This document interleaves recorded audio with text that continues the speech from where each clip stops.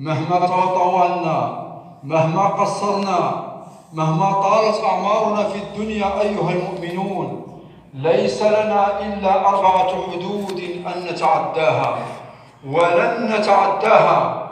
هي حدودنا في الدنيا، وغدا سنتعداها ونصل إلى الموت.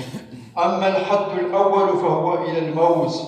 الموت أيها الأحباب الذي لم يترك صاحبا ولا حبيبا، الذي لا يفرق بين صغير ولا كبير، الذي أخرج الملوك من القصور إلى القبور، الذي لم يترك صاحبا ولا حبيبا، الموت الذي لا يفرق بين ذكر ولا أنثى، الموت الذي أخرج الناس من غيهم ومعاصيهم وذنوبهم وطاعتهم وأسكنهم القبور بلا استئذان، الموت الذي إذا ما حل ضيفا حل عليك إما أن يكون ضيفا خفيفا وإما أن يحل عليك ضيفا ثقيلا والعياذ بالله.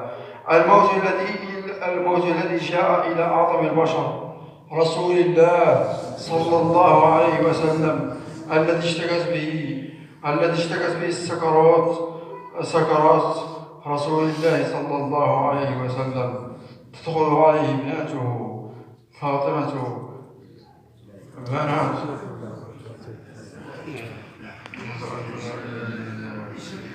أشهد أن لا إله إلا الله، أشهد أن لا إله إلا الله، أشهد أن لا إله إلا الله، أشهد أن لا إله إلا الله، أشهد أن لا إله إلا الله، أشهد أن محمدا رسول الله، أشهد أن لا إله إلا الله.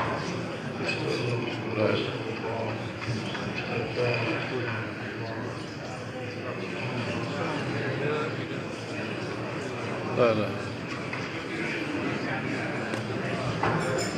لا لا حول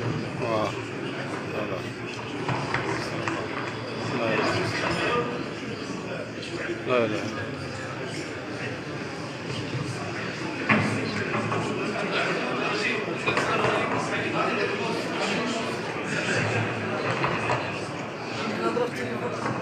واه حسيت فيه الموت، باين فيه الموت.